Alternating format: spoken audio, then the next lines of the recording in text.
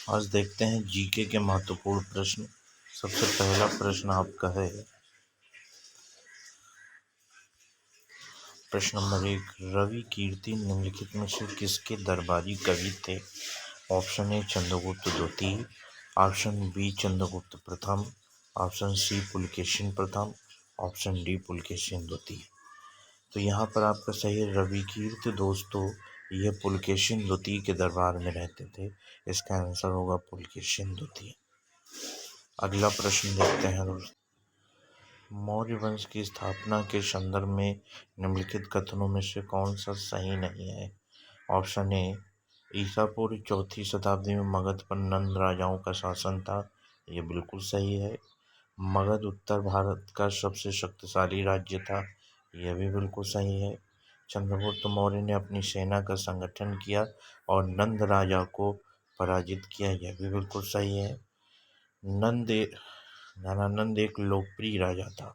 यह आपका बिल्कुल है। घनानंद लोकप्रिय राजा नहीं था, इसी के कारण चाणक्य उसको छोड़कर चले गए थे। अगला प्रश्न देखते हैं दोस्तों। अगला प्रश्न है, चित्रकला की कांगड़ा शैली किससे संबंधित है? ऑप्शन ए राजपूती चित्रकला से, ऑप्शन बी पहाड़ी लघु चित्रकला से, ऑप्शन सी मुगल कालीन चित्रकला से, ऑप्शन डी ताड़ चित्रकला से। तो ये आपका दोस्तों आंसर सही होगा ऑप्शन बी, पहाड़ी लघु चित्रकला से कांगड़ा शैली का संबंध है। अगला प्रश्न देखते हैं, सूची 1 को सूची 2 से सुमेल करना है। यहाँ पर हम पहला देखते हैं, सैन्य विभाग का संबंध किससे है? तो सैन्य विभाग को हम लोग दीवाने अर्ज कहते हैं, विधि विभाग को दीवाने रसाल कहते हैं और पत्राचार विभाग को दीवाने इंसा कहा जाता है और कृषि विभाग को दीवाने कोही कहते हैं। इसका मतलब हमारा आंसर हो जाएगा सैन्य विभाग का दीवाने अर्ज 2 पे और विधि विभाग दीवाने रसालत 1 पे और पत्राचार विभाग दीवाने इंसा 4 पे और कृषि विभाग दीवाने कोही। तो 2, 1, 4, 3 आंसर हो जाएगा। अगला प्रश्न है दोस्तों, कृष्णदेव राय के संदर्भ में निम्नलिखित कथनों में से कौन सा कथन असत्य है?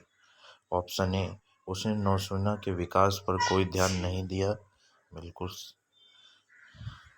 सही। पुर्तगाली यात्री पेशो उसके दरबार में आया था। यह भी बिल्कुल सही है। वह संस्कृत व तेलुगु का मेधावी विद्वान था। यह भी बिल्कुल सही है। उसका उत्तराधिकारी कृष्णदेव द्वितीय था। ये गलत है, कृष्णदेव प्रथम था। कृष्णदेव राय का उत्तराधिकारी कृष्णदेव प्रथम था। अगला प्रश्न देखते हैं। अगला महत्वपूर्ण प्रश्न है,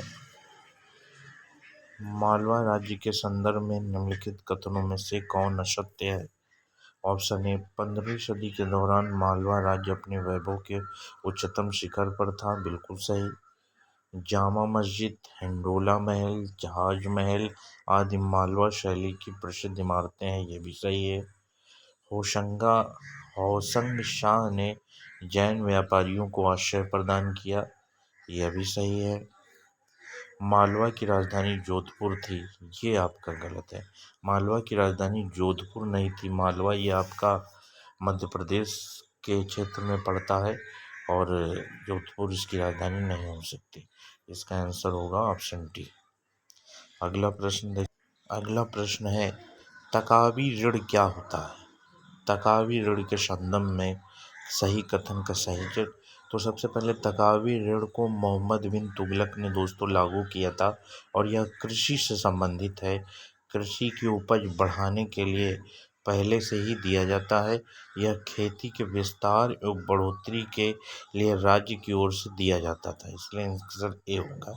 इसी को देख लेते हैं दोस्तों। अगला महत्वपूर्ण प्रश्न है, सूची 1 को सूची 2 से 1857 के विद्रोह के संबंध में सूची 1 को सूची 2 से सुमेल कीजिए।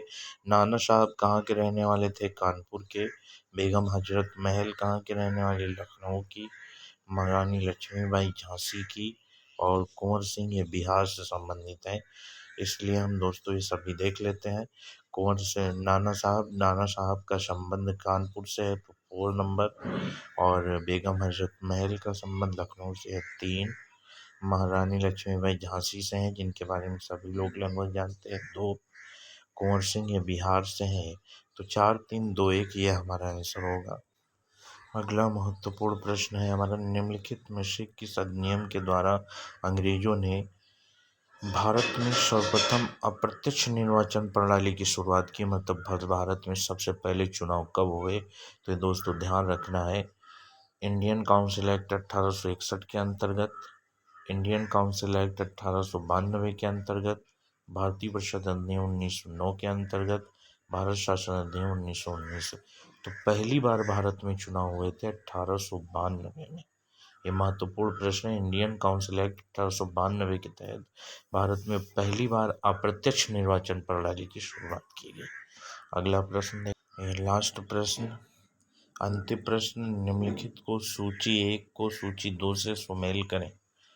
सैयद हैदर रजा ये कहाँ से संबंधित है? ये आपके दिल्ली से संबंधित है, 4 हो जाएगा। चिदम्बरम पिल्ले ये मद्रास से संबंधित हैं, और 2 हो जाएगा। लाला लाजपत राय ये पंजाब से संबंधित है, नेता है ये, 3 हो जाएगा। और हरी सर्वोत्तम राव ये आंध्र प्रदेश से संबंधित है, तो हमारा आंसर हो जाएगा 4, 2, 3, 1। इस तरीके से दोस्तों हम लोगों ने महत्वपूर्ण 10 प्रश्न देखे। ये काफ़ी कठिन प्रश्न थे, आप लोग इनके उत्तर दीजिए, अपने दोस्तों को शेयर कीजिए और हमारे चैनल को सब्सक्राइब कीजिए। धन्यवाद दोस्तों।